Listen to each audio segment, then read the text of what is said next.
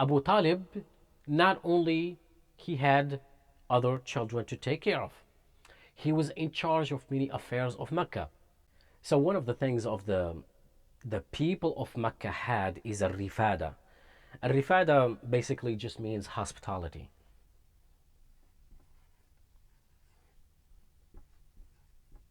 A rifada means hospitality. The people of Quraysh who looked after Mecca pilgrims would they would come from outside Mecca to visit the Kaaba. It was an honor for the Arabs back then to give hospitality, to give karam. They used to fight over who will give hospitality. And you're paying from your own pocket to serve people.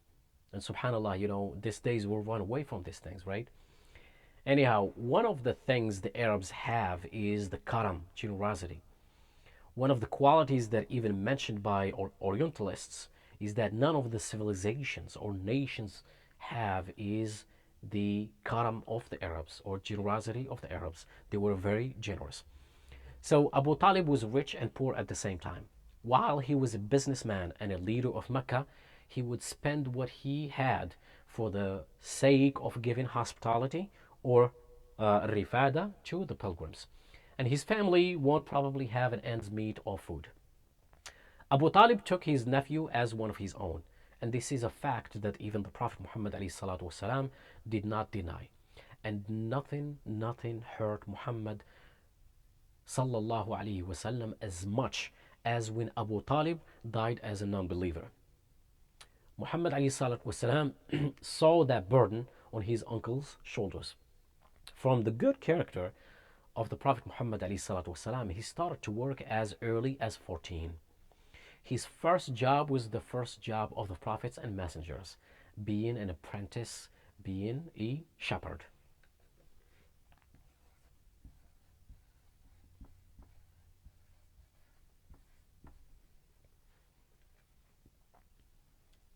What is a shepherd? And there is a moment here for us to stop and talk about a couple of notes. A shepherd, who do you work with? You work with goats and sheep. It's not something that is inspiring to work with, right? When you want to humiliate someone, what do you say? You sheep, right? A character of a sheep is not something that people are attracted to. Yeah? Why does Allah subhanahu wa ta'ala, the Almighty, use prophets and messengers to be shepherds? Why did Muhammad alayhi salatu wasalam went through the process of being a shepherd? The scholars say there are many wisdoms behind it. This is a training process for the prophets and messengers. Dealing with animals before dealing with people. You tell the animal to go right, they go left. You tell the animal to go left, they go right. You tell the animal to go slow, they go fast. Go fast, they go slow. Running behind sheep and goats requires a lot of patience. You run behind them just to keep them in line, just to guide them to the right way. And if you see one sheep out of the line, you put a lot of efforts to put it back in line. If you have that worry towards animals, what worry will you have about human beings? My brothers and sisters, working with people, you need a lot of patience.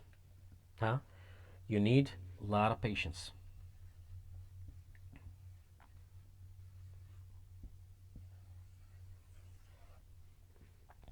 Working with people, you need a lot of patience, especially if you're working for the sake of Allah subhanahu wa ta'ala.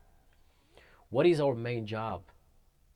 To work with people, to call and invite people from the darkness to the light.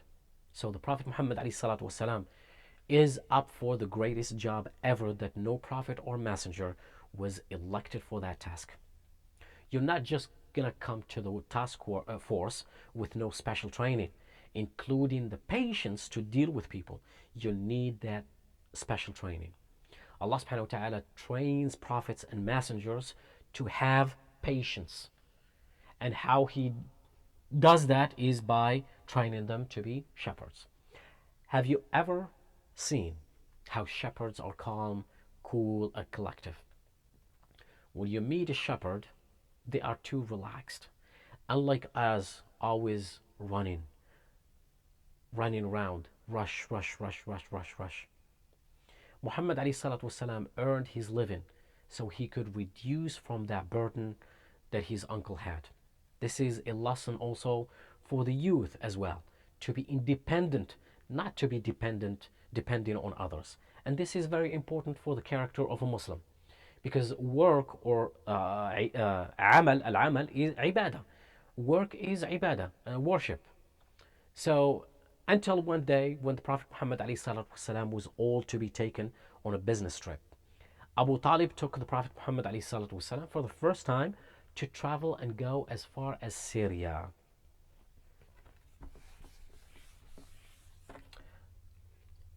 So now we have Mecca here, we have Syria here, we have Yemen here in the south.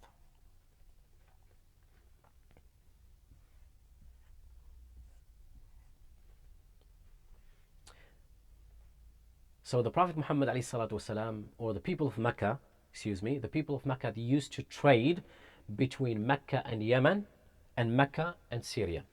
The trip of the summer and the trip of the winter. This is the trip of the summer. And this is the trip of the winter.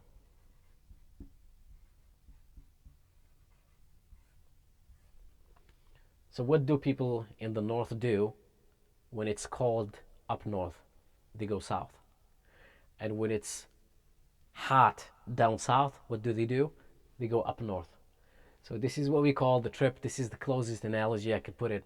The trip of the summer and the trip of the winter. And it's mentioned in the Quran. Allah subhanahu wa ta'ala says, Bismillah ar-Rahman ar-Rahim, ba'da a'udhu billahi min ash-shaytan ar-rajim, لإيلاف قريش إيلافهم رحلة الشتاء والصيف فليعبدوا رب هذا البيت الذي أطعمهم من جوع وآمنهم من خوف. The trip of the summer and the winter. So in Busra, in Syria,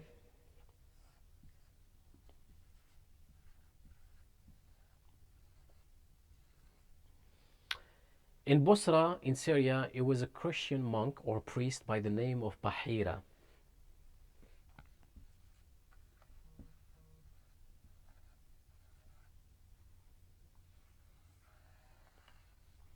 This is a very important personality to remember.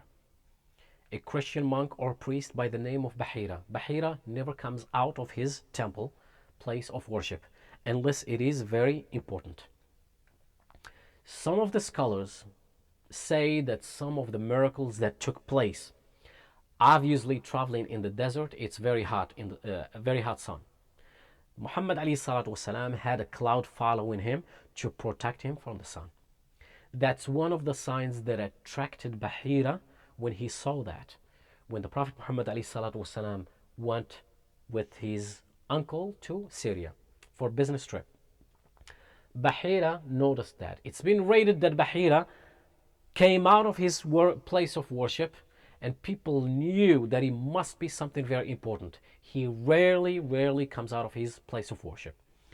He was looking at the Prophet Muhammad ﷺ, deeply analyzing him. He called the people and he said, who does this child belong to? And they all said, he belongs to Abu Talib. He asked Abu Talib, what's your relationship to him? Abu Talib said, he's my son. He didn't say he's my nephew. If you were in Abu Talib's shoes, you would say he's my son, because you consider him like your son. He did not say he's my nephew. Bahira said, you're wrong. Such a child, his father should not be alive. Abu Talib was amazed. How did you know?